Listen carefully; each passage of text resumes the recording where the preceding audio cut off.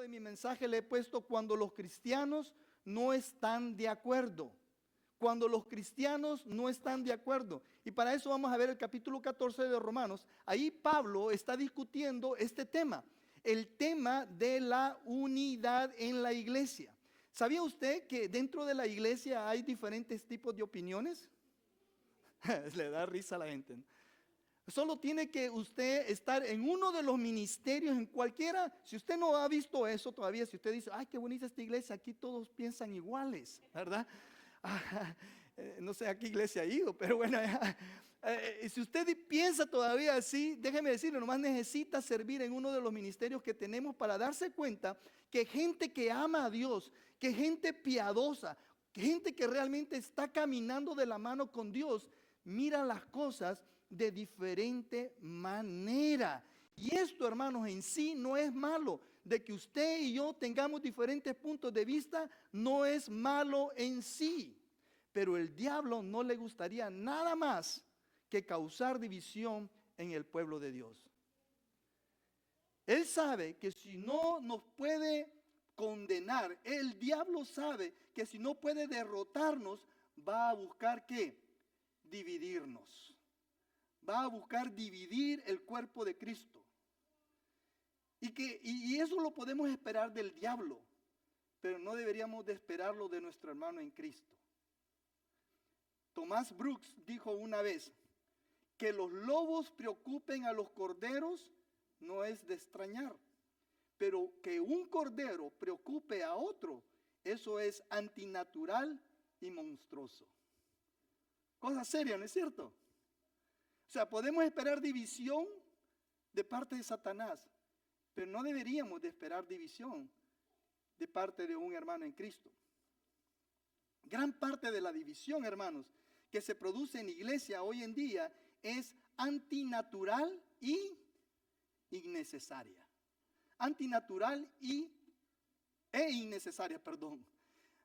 Vemos pleitos, vemos desacuerdos dentro de la iglesia, vemos divisiones. Un grupo va por un lado, otro grupo va por el otro. Quiero que me escuche bien, por favor. La única razón para romper la unidad de la iglesia es por la verdad. Por la verdad. Por ejemplo, si yo como pastor, o vamos a decir, un líder de grupo de crecimiento, ¿verdad? Usted llegó a su grupo de crecimiento y su líder cuando comienza a la clase o la reunión dice, saben, me he dado cuenta que todo esto ha sido una farsa. En realidad, Cristo no murió por los pecadores, Cristo no resucitó de los muertos al tercer día, como había creído. Todo eso es un cuento. Hermanos, ese es el momento en que usted y yo necesitamos dividirnos o separarnos de esa persona. Porque Cristo sí resucitó de entre los muertos. Y está comprobado. Y eso es lo que nosotros los cristianos llamamos como un esencial. Algo que no está a la discusión. Porque es así. Cristo resucitó de entre los muertos según las Escrituras. Pero escuche bien. Pero gran parte de la división que se produce en las iglesias hoy en día tiene poco que ver con discusiones sobre la sana doctrina. La mayoría de las divisiones en las iglesias se producen porque dos grupos de personas tienen diferentes preferencias y opiniones. Y eso es triste, hermano. Yo he podido ver divisiones en iglesias. Amigos míos han estado en iglesias, gracias a Dios todavía no he estado en una iglesia que se divida. Y no quiero estarlo. Pues las divisiones son de Satanás, hermanos. Pero ha sido triste el proceso de los hermanos, los que se van por un lado y los que se van por el otro. Es difícil y a veces es por esto, por opiniones. No se han dividido por este tipo de razones esenciales, que Cristo murió o no murió, si resucitó o no resucitó, sino por opiniones, por preferencias. En otras palabras, no nos estamos dividiendo por cuestiones de blanco y negro, estamos eligiendo separarnos por áreas grises en la vida cristiana. Estoy convencido de que nada entristece más el corazón de nuestro Señor Jesucristo que ver a su pueblo peleándose el uno con el otro, que ver a los cristianos peleándose dentro de la iglesia. Y usted dirá, pastor, ¿ha venido bélico el día de hoy? No, no he venido bélico, simplemente déjeme decirle algo. El Señor ha puesto en mi corazón, desde hace tiempo he venido pidiéndole al Señor, Señor, ¿qué quieres con tu iglesia? ¿Qué quieres para tu iglesia? Ese es mi trabajo, ¿ok? Estar pidiéndole o preguntándole al Señor estas cosas todo el tiempo, para poder seguir guiando a la iglesia por donde Él quiere que camine. Y una cosa que por todo lo que veo, escucho, ustedes vienen y me dicen y me cuentan y me preguntan, etcétera, etcétera. Dios me dijo, esto es lo que quiero, sanidad espiritual, salud espiritual. Quiero que la iglesia, así también en español, sea saludable. No solamente en teología, no solamente en lo que se predica desde este lugar, pero también en nuestras relaciones. Que haya unidad. ¿Se puede usted imaginar una iglesia donde usted camine y respire felicidad, respire verdadero gozo, respire ¿cómo se llama? Comprensión, empatía, respire usted, reciba usted unidad, que no se le vea de una manera diferente al otro? ¿Se puede usted imaginar? Esa es la iglesia que Cristo se imaginó. Esa es la iglesia por la que Cristo murió.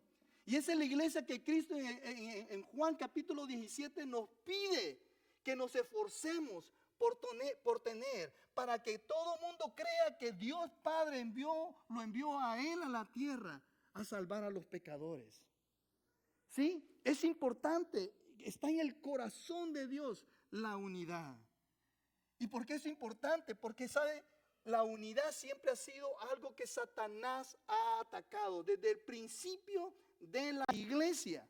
En la iglesia de Roma había división entre los cristianos. Había peligro de desunión y por lo tanto Pablo está explicando en este capítulo cómo una iglesia puede permanecer unida, incluso cuando éstas tienen diversidad de personas y hay diferencias de opiniones. Incluso cuando eso es así. En la mente de Pablo, en la iglesia de Dios, escuche bien, podemos tener unidad sin uniformidad. Podemos tener unidad sin uniformidad. Dios no nos diseñó a todos iguales, pero nos ha llamado a tener la misma misión. ¿Sí? Dios no nos ha llamado a ser iguales.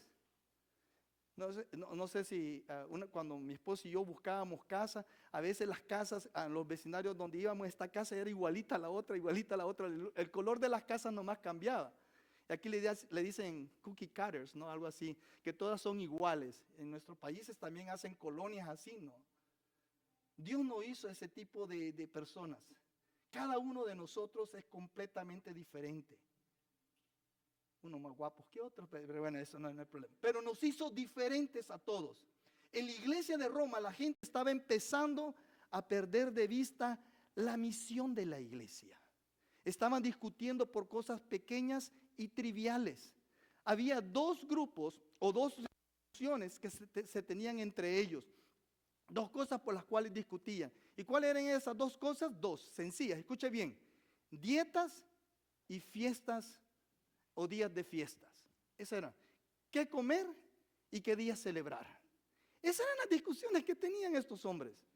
Estas personas discrepaban sinceramente sobre lo que un cristiano debería de comer y qué fiestas deberían de observar.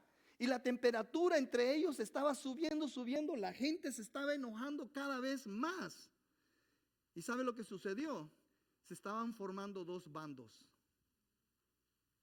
Se estaban formando dos bandos. ¿Le parece familiar eso a usted? Y Pablo aborda el tema de la desunión, la desunidad. Quiero que leamos Romanos capítulo 14, versículos del 1 al 12. No va a salir en su pantalla, por favor, búscalo en su Biblia, en su teléfono, en su iPhone, en su Android, en su Blueberry, Blackberry, todo lo que sea. Ok, dice la palabra de Dios. Reciban al que es débil en la fe, pero no para entrar en discusiones. A algunos su fe les permite comer de todo, Pero hay quienes son débiles en la fe y solo comen verduras. El que come de todo no debe de menospreciar al que no come ciertas cosas. Y al que no come de todo no debe de condenar al que lo hace, pues Dios Dios lo ha aceptado. ¿Quién eres tú para juzgar al siervo de otro? Que se mantenga en pie o que caiga es asunto de su propio Señor. Y se mantendrá en pie porque el Señor tiene poder para sostenerlo. Hay quien considera que un día tiene más importancia que otro, pero hay quien considera iguales todos los días. Cada uno debe de estar firme en sus propias opiniones. El que le da importancia especial a cierto día, lo hace para el Señor. El que come de todo, come para el Señor y lo demuestra dándole gracias a Dios. Y el que no come, para el Señor se abstiene y también da gracias a Dios. Porque ninguno de nosotros vive para sí mismo, ni tampoco muere para sí. Si vivimos, para el Señor vivimos, y si morimos, para el Señor morimos. Así pues, sea que vivamos o que muramos, del Señor somos. Para esto mismo murió Cristo y volvió a vivir, para ser Señor tanto de los que han muerto como de los que aún viven. Tú, entonces, ¿por qué juzgas a tu hermano? O tú, ¿por qué lo menosprecias? Todos tendremos que comparecer ante el tribunal de Dios. Está escrito, tan cierto como que yo vivo, dice el Señor, ante mí se doblará toda rodilla y toda lengua confesará a Dios. Así que cada uno de nosotros tendrá que dar cuentas de sí a Dios. Por tanto, dejemos de juzgarnos unos a otros. Más bien, propónganse, no poner tropiezo ni obstáculos al hermano. Yo, de mi parte, estoy plenamente convencido en el Señor Jesús de que no hay nada impuro en sí mismo. Si algo es impuro, lo es solamente para quien así lo considera. Ahora bien, si tu hermano se angustia por causa de lo que comes, ya no te comportas con amor. No destruyas por causa de la comida al hermano por quien Cristo murió. En una palabra, no den lugar a que se hable mal del bien que ustedes practican, porque el reino de Dios no es cuestión de comidas o bebidas, sino de justicia, paz y alegría en el Espíritu Santo. El que de esta manera sirve a Cristo agrada a Dios y es aprobado por sus semejantes. El último dice, por lo tanto, después de haber dicho todo eso, esforcémonos por promover todo lo que conduzca a la paz y a la mutua edificación. Casi que ya no hay necesidad de predicar, ¿no es cierto? Después de leer eso. Escúcheme bien. En su famoso aforismo, Agustín de Hipona dijo esta verdad sobre la unidad, que no solamente resume todo el mensaje que estoy a punto de predicarles, pero que también es súper necesario tener en mente si queremos ser librados de muchos dolores de cabeza y pleitos con mi hermano o mi hermana dentro del cuerpo de Cristo. Ténganlo en mente. Él dijo esto: en lo esencial, unidad; en lo no esencial, libertad; en todas las cosas, caridad.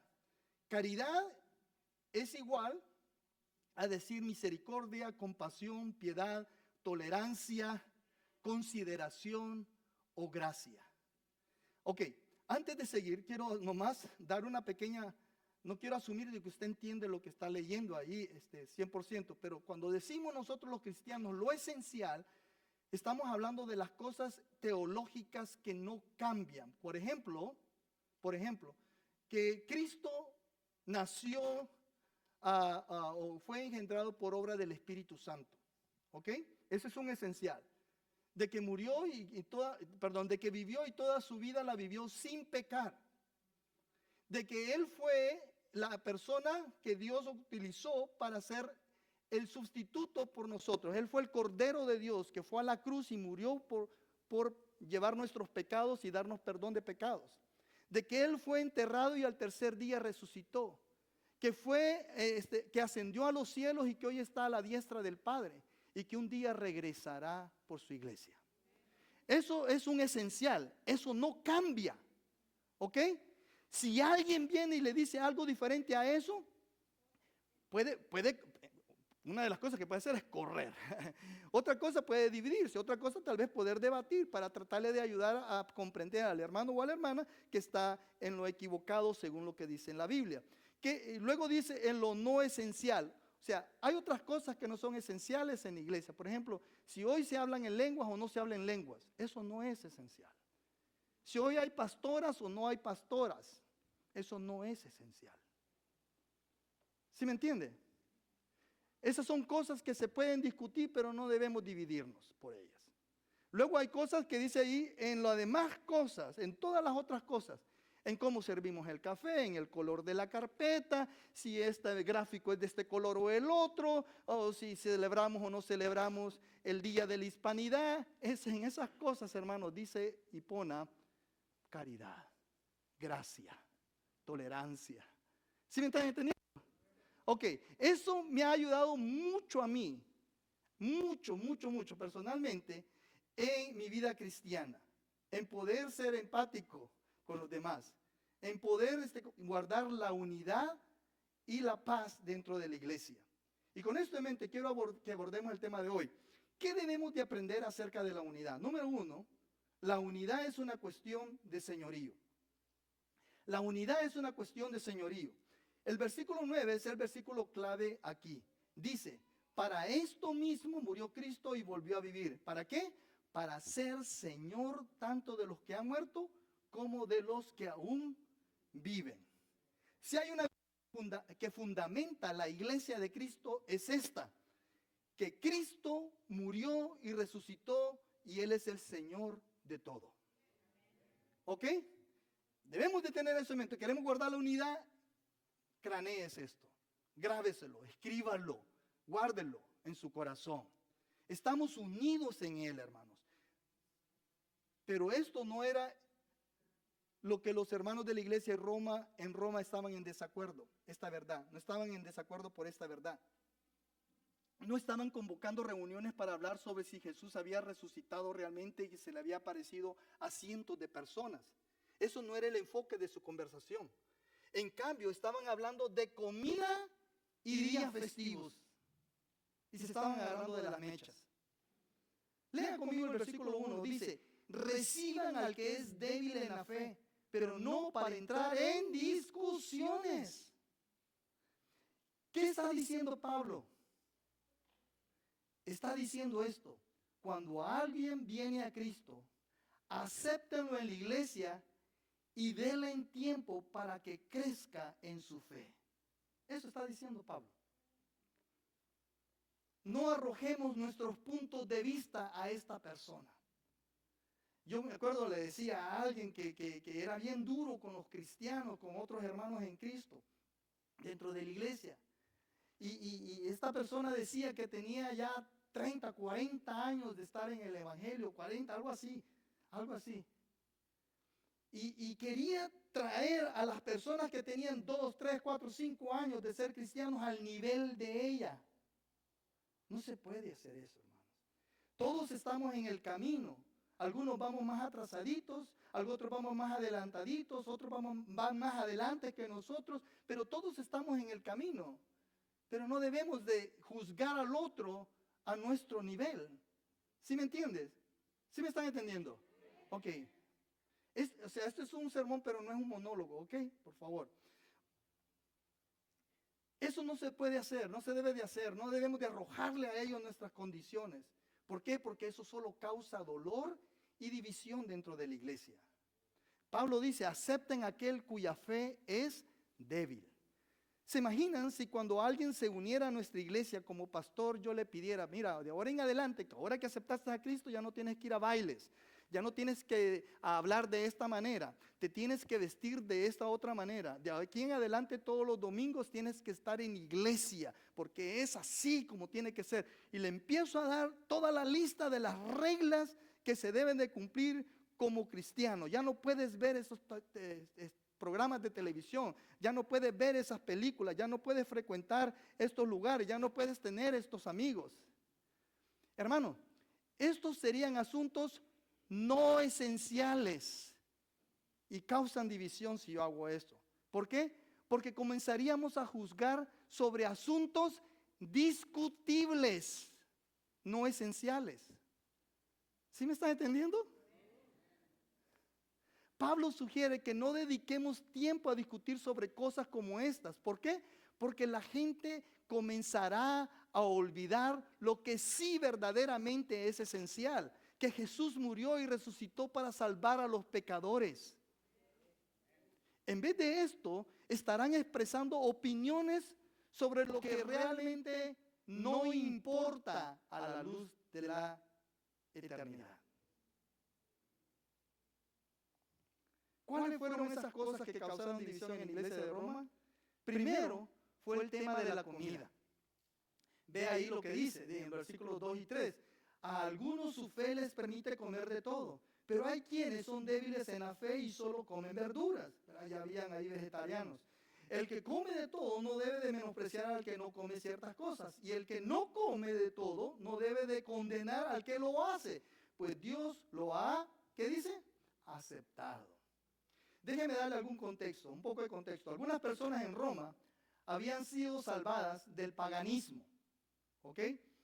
Habían practicado el sacrificio de animales a ídolos, a dioses que ellos tenían. Y ahora que habían llegado a Cristo, ahora que habían encontrado la verdad, ahora que conocían la verdad, se avergonzaban de su historia pasada, de lo que habían hecho. ¿Y qué hicieron ellos? Se distanciaban de ese dolor pasado. No querían ni acordarse de lo que habían hecho en el pasado, porque les causaba dolor. Esa carne que había sido sacrificada a los ídolos en los templos paganos, se vendía posteriormente en los mercados públicos a un buen precio, a una buena ganga, como decimos. El pueblo judío decía, oye, ese es un buen trozo de carne y es barato, lo voy a comprar, lo voy a echar al fuego, voy a hacer una barbecue este día. El pueblo judío, después de todo, sabía que había solamente un Dios y que todos los demás eran dioses producto de la imaginación del hombre. O sea que para los judíos un ídolo no era nada, porque ellos conocían al único Dios verdadero, a Jehová de los ejércitos. Los judíos no tenían ningún problema con la carne, así que comían y se sentían bien. Pero los gentiles, al entrar a la iglesia, se indignaron por la vida relajada que se demostraba por los judíos. ¿Cómo podían comer sobras de un servicio de adoración a un Dios pagano? Era la pregunta de ellos. Era repugnante para ellos, era ofensivo para estas personas. Sus sentimientos realmente eran ofendidos por los judíos al verlos tan relajados. Y vean lo que Pablo escribe en el versículo 3, dice, el que come de todo no debe menospreciar al que no come ciertas cosas. Y el que no come de todo no debe de condenar al que lo hace, pues Dios lo ha aceptado. Déjeme y traduzco en mis propias palabras lo que Pablo está diciendo aquí. Él dice, lo que los cristianos comen y beben no determina su posición ante Dios. Lo que deben hacer es ser amables los unos con los otros. Den a las personas el beneficio de la duda. ¿Se puede usted imaginar es más, quiero que se imagine cuántos problemas con sus relaciones, con las personas con las que se relaciona, pudiesen ser evitados si simplemente usted les da el beneficio de la duda? Aquí vemos que unos eran liberales en cuanto a su dieta y vemos a otros conservadores. Pero todos pertenecían al mismo cuerpo de Cristo. Dios los había aceptado a todos. Ahora, veamos el otro lado de la moneda, veamos el otro tema que había causado división. Era el tema de los días festivos. Esta vez los dos grupos cambiaron de opinión. Aquí se cambian los papeles. Los judíos eran muy estrictos y conservadores en cuanto a la celebración de ciertos días. Es más, era parte de su ley. Hay 7 festividades nacionales en Israel que todavía se observan hoy en día. Y de esas habían 3 fiestas que era obligación a todos los que estaban a cierta distancia de Jerusalén a irlas a celebrar a Jerusalén. O sea, y todavía llevaban esas tradiciones, esos días festivos como judíos que los identificaban, ¿verdad? Como un salvadoreño se identifica con las pupusas, como un hondureño con las baleadas. ¿Y el pan de qué se llama en Nicaragua? No sé cómo es, tienen una comida ellos. ¿Sí? Ellos se identificaban con esos días, esas fechas. Habían apartado ciertos días para adorar a Dios. Tenían un calendario lleno de fiestas especiales. Los creyentes gentiles, por otro lado, eran muy liberales en esta área. En la mente de un gentil, todos los días eran sagrados para Dios. Nosotros igual lo consideramos igual, ¿no? Todos los días eran sagrados para Dios. No había necesidad de apartar ciertos días específicos para adorar a Dios, porque todos los días se podía adorar a Dios, todos los días se podían observar como un regalo de Dios. Entonces decían ellos a los judíos, no hay libertad en eso. Leamos lo que dice Pablo en los versículos 5 y 6. Dice, hay quien considera que un día tiene más importancia que otro, pero hay quien considera iguales todos los días. Y luego dice, cada uno debe de estar firme en sus propias opiniones. El que le da importancia especial a cierto día, lo hace para el Señor. El que come de todo, come para el Señor y lo demuestra dándole gracias a Dios. El que no come, para el Señor se abstiene y también le da gracias a Dios. Nuevamente, Pablo no toma partido aquí. Eso es lo que me encanta de Pablo, porque Pablo fácilmente como judío, como rabino, podía haberse tomado o hecho al lado de los judíos. Pero no hace eso, no toma partido. No dice, ustedes los gentiles liberales necesitan comprometerse y celebrar los días santos, los días que Dios nos ha dado a nosotros. No dice eso. Tampoco dice, ustedes los judíos conservadores necesitan madurar y abandonar esas celebraciones. Tampoco les dice eso. No elige un bando. Me encanta eso de Pablo. Prácticamente Pablo les está diciendo, formen sus convicciones y vivan de acuerdo a ellas.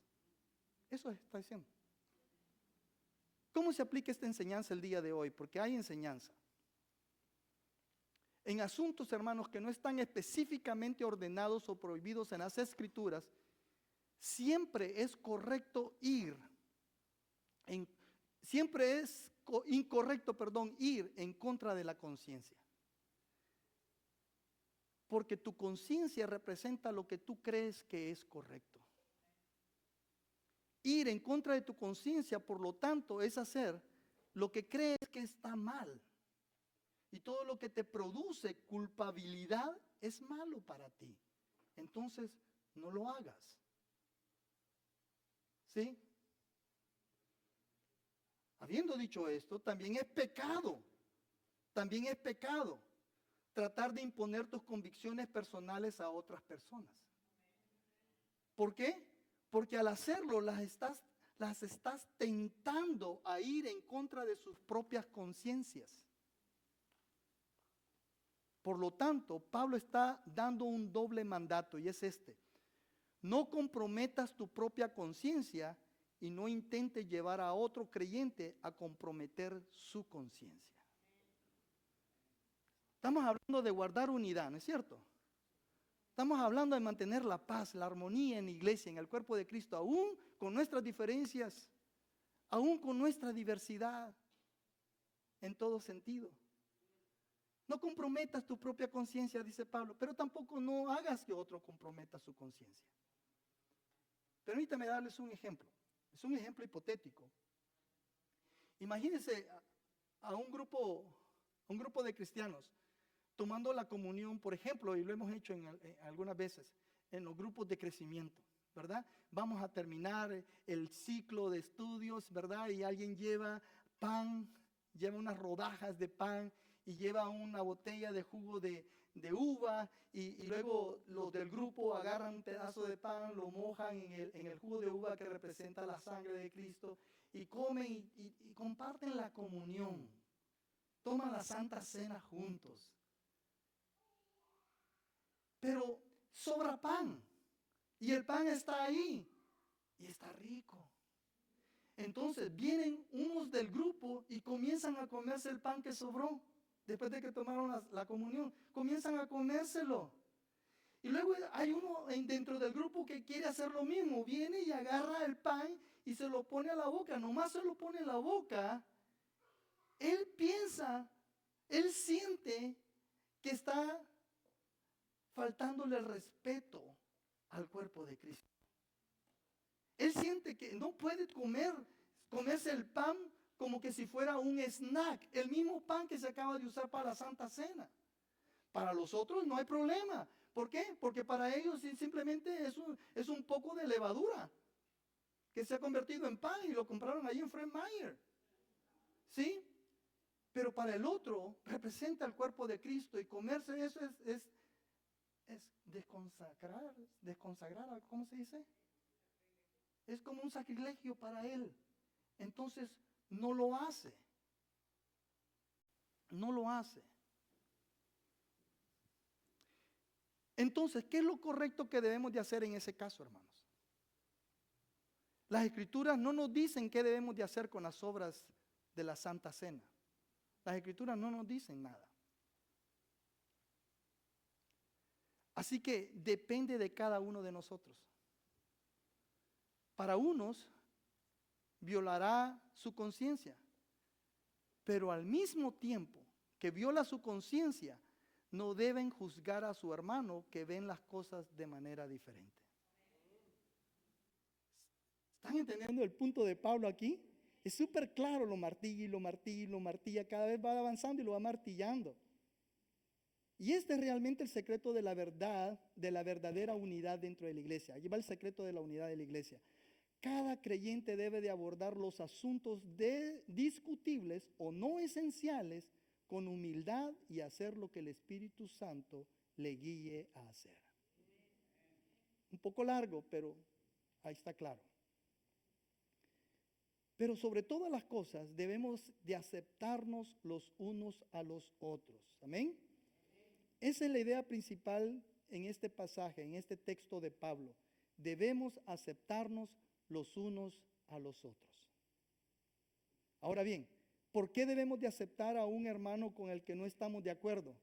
Por eso el tema de hoy, ¿no? Cuando los cristianos no están en desacuerdo. O cuando los cristianos no están de acuerdo. ¿Por qué sucede? ¿Por qué debemos de aceptar a un hermano con el que no estoy de acuerdo, pastor? Nuevamente, estamos hablando de casos de discusiones de asuntos no esenciales, ¿ok? No de los esenciales, de los no esenciales. ¿Por qué debo de aceptarlo? En primer lugar, porque Dios lo ha aceptado a él o a ella. Dios lo ha aceptado. Permítame otra vez, el versículo 3 dice, el que come de todo no debe de menospreciar al que no come ciertas cosas, y el que no come de todo no debe de condenar al que lo hace, pues Dios lo ha aceptado. Si un hermano cree que Jesús murió en la cruz del Calvario para librarlo del pecado y que solo en Cristo podemos encontrar salvación y vida eterna, y confiesa con su boca y su corazón que Cristo es su Señor y Salvador, entonces dice Pablo, acéptalo como tu hermano en Cristo porque Dios lo ha aceptado también. Puede que no estén de acuerdo en todo, pero están de acuerdo en lo esencial, que Cristo es el Señor. Número 2, porque tu hermano sirve al Señor y no a ti. Eso sea tal vez noticia para algunos de nosotros, ¿verdad? Sí, porque tu hermano sirve al Señor, no a ti. Mira lo que dice el versículo 4. ¿Quién eres tú para juzgar al siervo de otro? ¿Se imaginan ustedes aquí, cuando voy de regreso a la casa hay un Taco Bell? ¿Se imaginan usted que yo llegue al Taco Bell y me ponga una gorra, agarre una gorra de alguien ahí que dice Taco Bell y empiezo a decirle, hey, necesito que vayas a limpiar el baño? Hey, te necesito aquí en la caja registradora, vente para acá. Y tú, por favor, ve a la oficina, agarra el sobre del depósito porque necesito que vayas y corras y hagas el depósito allá. Me gusta dar órdenes, qué bonito se siente.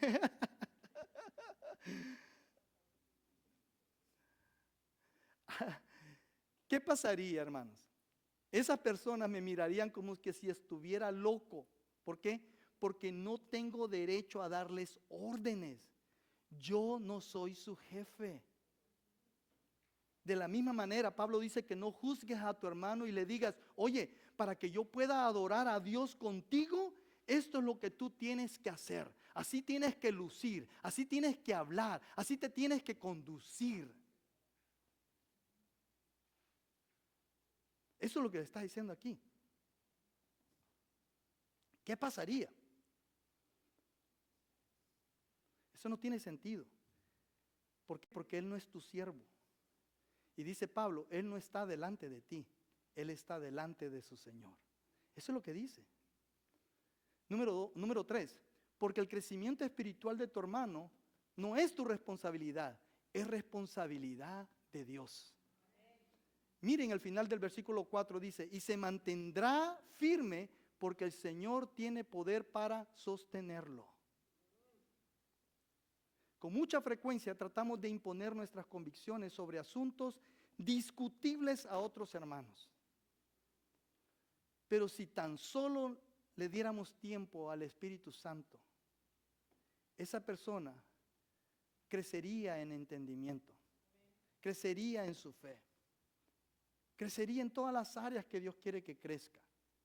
Así que seamos pacientes con otros cristianos y entendamos que todos estamos en este viaje y estamos en diferentes lugares.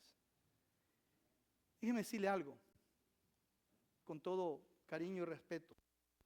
El mundo ya tiene un Señor y Salvador y tú no eres Él. Así que deja que Cristo cambie el corazón de los demás creyentes.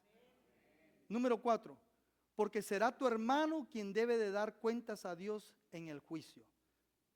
¿Por qué no debemos jugar a nuestro hermano? Porque nosotros no somos los que vamos a dar cuentas por él o por ella, sino que él o ella va a ser quien dé cuentas a Dios. No hay ninguno de nosotros aquí que escapará al tribunal de Cristo. Dice la palabra que toda rodilla se va a doblar, toda lengua va a confesar que Dios es el Señor. Dicho de otra manera, usted tiene suficiente de qué preocuparse en su propia vida. Así que concéntrese en poner su vida en orden y presentarse delante del Señor con una conciencia limpia. No se preocupe tanto por ser Dios en la vida de otras personas. Hay un viejo dicho que dice, puedo ver las faltas de los demás, pero alabado sea Dios que no hay ninguna en mí. Nos da risa porque lo hemos visto, ¿no es cierto? Y si usted no lo ha visto, a lo mejor usted lo está cometiendo. Increíble. Pablo dice, concentrémonos en nosotros mismos y no tendremos peleas entre nosotros. Entonces, permítame resumir lo que Pablo está diciendo en estos primeros 12 versículos. Dice, mantengan siempre presente el señorío de Cristo. Número 2, mantengan su mirada en Él y no serán tentados a criticar y menospreciar a los demás. ¿Ok? Así de sencillo. Déjeme decir esto va de mí, creo que cabe aquí. Dice, cuando una iglesia mantiene la cruz de Cristo a plena vista, la unidad es mucho más alcanzable. Pero hay otro punto que señala aquí Pablo con respecto a la unidad, y está en los versículos del 13 al 19, que ya lo leímos. Y es esta, la unidad es una cuestión de amor. La unidad es una cuestión de amor. No solamente se trata de señorío, pero es una cuestión de amor. La unidad en la iglesia es primordial. Pablo termina diciendo, esforcémonos por promover todo lo que conduzca a la paz y a la mutua edificación. Me encanta, fíjense que Pablo bien pudiese haber dicho, esfuércense. Pero no digo eso, ¿no? Dice, esforcémonos. ¿Y sabe por qué? Porque Pablo, en la mente de Pablo, nada que viene del desorden va al orden. No se mueve, las cosas no se mueven de esa manera, del desorden al orden. No, se mueven del orden al desorden. No se mueven de la desunidad a la unidad. Se mueve de la unidad a la desunión. ¿Sí me entiende? Entonces Pablo dice, esforcémonos por promover esto, la unidad en la iglesia. ¿Por qué? Porque si no nos esforzamos, porque si no tenemos los ojos bien puestos en este asunto, si no participamos, si no peleamos por la unidad, entonces la unidad comienza a desintegrarse, a desaparecer hasta que En un momento dado vamos a estar como los romanos aquí, en desunión, peleándonos por cualquier cosa que no tiene ningún eco a la luz de la eternidad. Dice, esforcémonos. ¿Saben que en el matrimonio las parejas más felices no son aquellas que tienen todas las cosas en común, como algunos pueden pensar? El que tengan todas las cosas en común o muchas cosas en común, rara vez sucede en los matrimonios. Las parejas más felices son las que hacen todo lo posible por hacer aquellas cosas que conduzcan a la paz y a la edificación del matrimonio. Esos son los matrimonios más felices.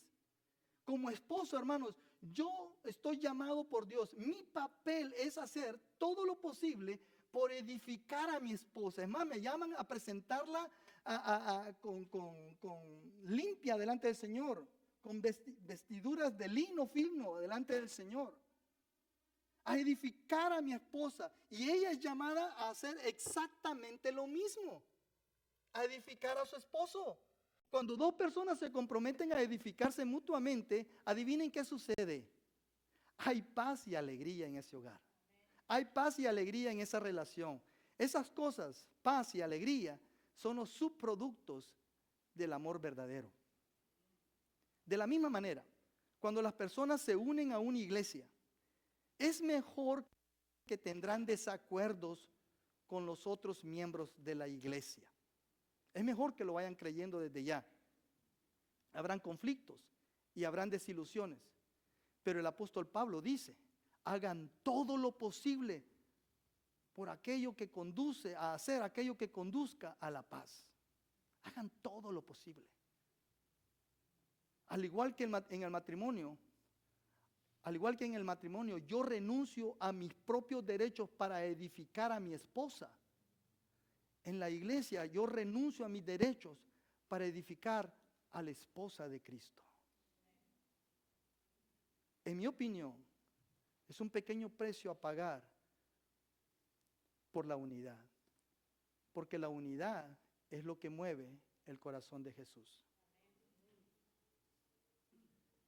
En el Salmo 133:1 dice esto: cuán bueno y agradable es que los hermanos convivan en armonía. Cuán bueno y agradable es que los hermanos convivan en alegría. Amada iglesia, decida mil en español. Esto sería solamente 40 minutos de bla, bla, bla, si no paso a lo siguiente. Yo quisiera que nos comprometiéramos delante de Dios, todos. Que nos comprometamos a amarnos los unos a los otros. A que nos comprometamos a hacer todo lo posible por practicar lo que conduzca a la paz y a la edificación mutua. A que nos comprometamos a cuidar y mantener la unidad en nuestra iglesia.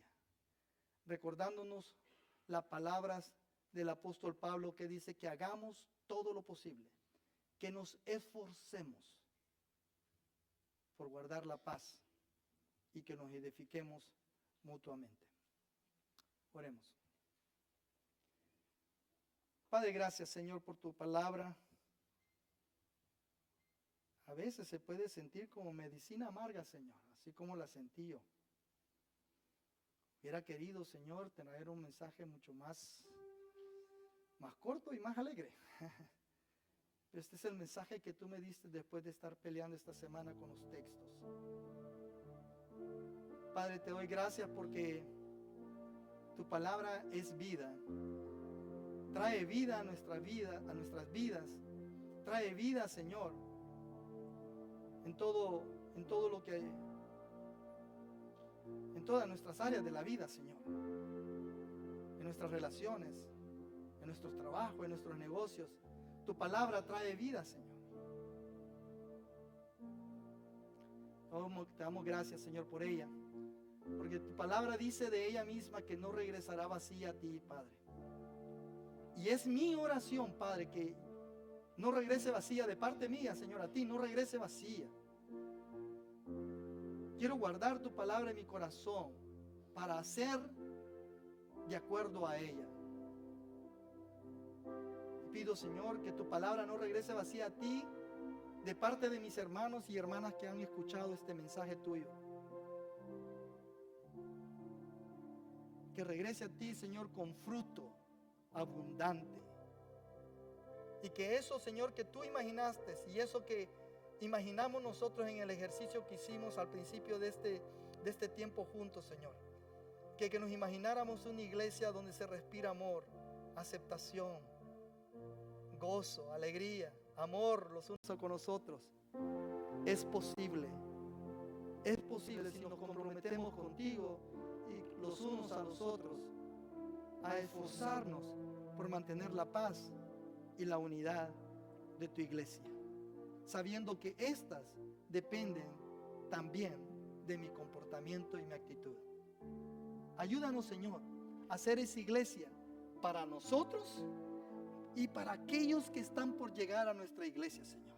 Aquellos que van a ser invitados, aquellos que van a venir y van a escuchar y van a sentir, Señor, aquel amor, aquella aceptación, aquel gozo verdadero, aquel compromiso el uno con el otro cuando vengan aquí, Señor. Ayúdanos, Padre, que esto no sea solamente un sueño, algo que nos imaginamos, sino que podamos hacerlo una realidad en Cedar Mill en español, Señor. Gracias por hacernos diferentes. Gracias por, Señor, darnos diversidad de pensamiento, de opiniones. Gracias, Señor, por todo eso. Eso nos hace bellos, nos hace, Señor, únicos, nos hace, Señor, preciosos delante de ti. Que todas esas diferencias, Señor, en vez de ofrecérselas a Satanás para que él crea división entre nosotros, te las ofrecemos a ti, Señor, para que tú creas unión en nuestra iglesia. Tú creas, Señor, unidad. Creas amor, Señor, entre nosotros. Padre, nos ponemos en tus manos. Somos tuyos, siempre lo hemos sido. Permanezca en oración. Quiero hablarte rapiditamente a ti que estás aquí tal vez por primera o segunda vez. O quizás muchas veces has estado aquí y has estado quizás en otras iglesias y nunca le has entregado tu vida a Cristo como tu Señor y Salvador personal. Y tú tal vez dirás, ¿qué está diciendo, pastor? No sé qué es eso.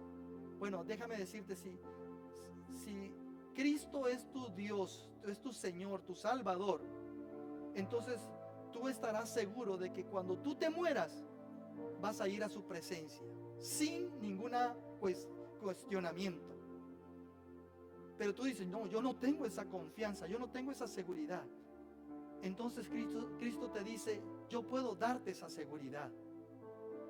Necesitas simplemente hacer dos cosas: arrepentirte de tus pecados y decidir dar media vuelta e encaminarte a la dirección de Dios. Y número dos, confesar con tu boca que Cristo es el Señor, o sea, el dueño de tu vida, y que Cristo es tu Salvador, el único en el cual tú puedes encontrar salvación. Si ese es tu deseo, ahí donde estás, dile: Señor Jesús, yo me arrepiento de mis pecados. Confieso que soy pecador, que he vivido una vida alejada de ti. Hoy, Señor, regreso a ti, a mi Creador, y quiero que ahora seas también mi Salvador. Te acepto, Señor Jesús, como mi único y suficiente Salvador personal.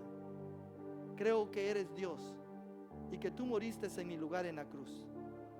Desde hoy en adelante te entrego mi vida y por fe te seguiré el resto de mi vida. En Cristo Jesús. Amén.